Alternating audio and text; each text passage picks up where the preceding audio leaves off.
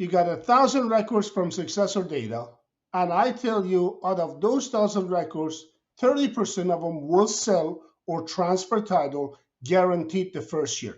And that is selling to a third party, investor, or listing it. Not an inter-family transfer, but arm's length transaction. And you say, how can you be sure? But it's pretty simple.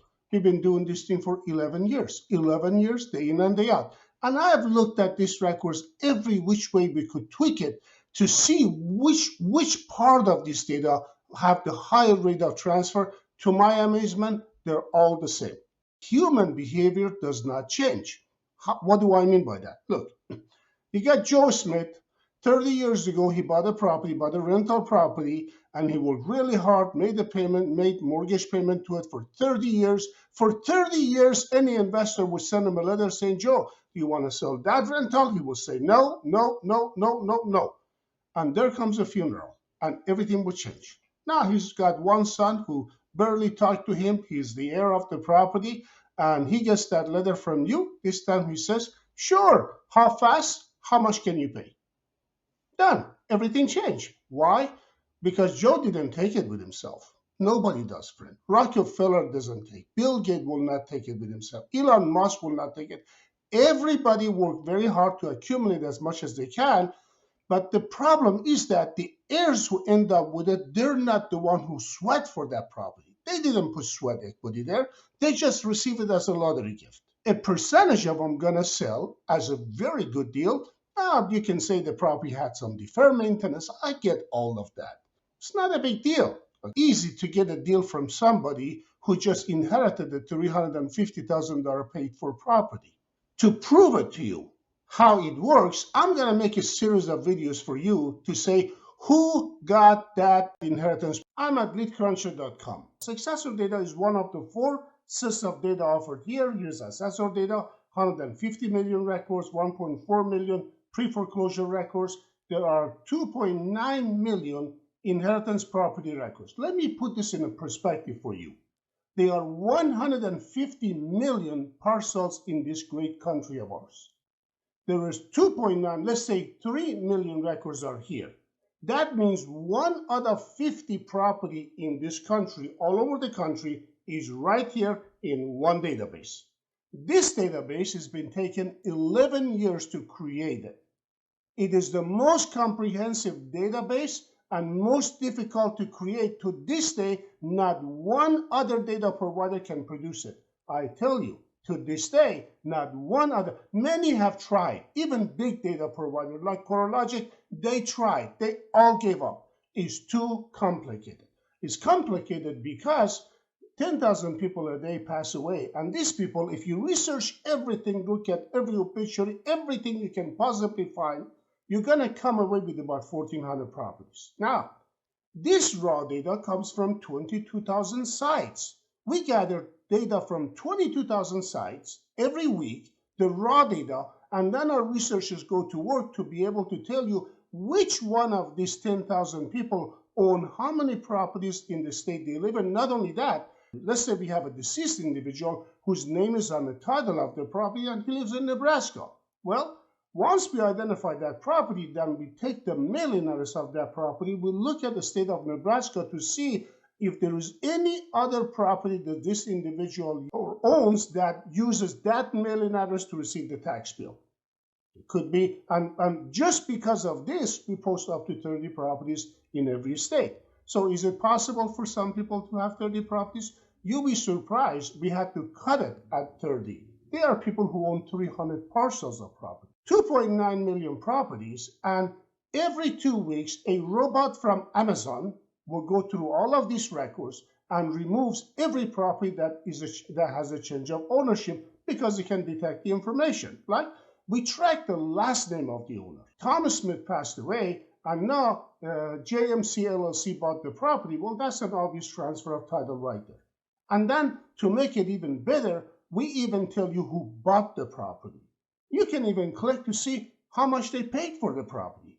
You'll be surprised to see how many of them are flipping the property just like this. Not only that, the individual passed away just a month ago. 7 out of 10 times those records can sell without probate. just because of the way they hold the title. For example, joint tenancy is exempt from probate.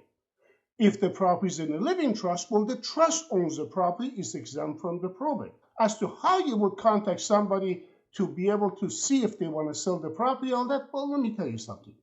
First of all, you're in real estate business, right? You're not in a funeral business. You don't have to worry about that. I'm not asking you to send somebody a condolence letter to say, I am sorry about your loss. Can I buy the property? That's not the approach. The question here is that, do you want to sell that property or not? If you keep it at real estate, everything will fly just fine. In fact, many times you send a letter to somebody and the call will come and say, you know what, I got a call, I got a letter from you about the property on Jamestown, and how did you find out about that property? And you say, from the tax records. Oh, okay. Actually, that property belongs to my father. Okay. He passed away about 2 weeks ago, and me and my brother are thinking of selling the property. Do you have any idea what is your offer for that property? It's pretty straightforward and simple. Look, what are they going to do with the property? How many people are out there who want an extra mortgage payment if there's a balance on the property, or they want to deal with a tenant, or they want to...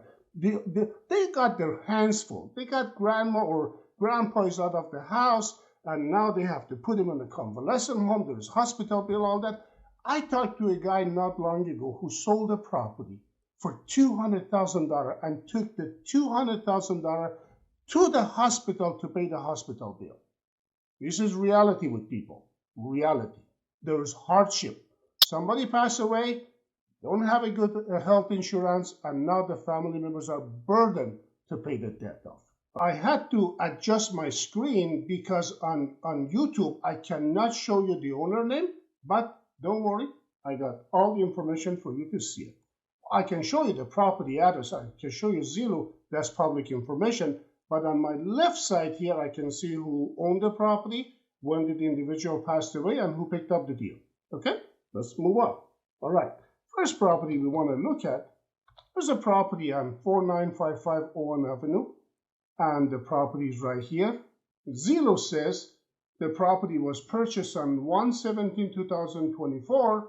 The estimate is $139,000. The investor picked up the deal for $65,000.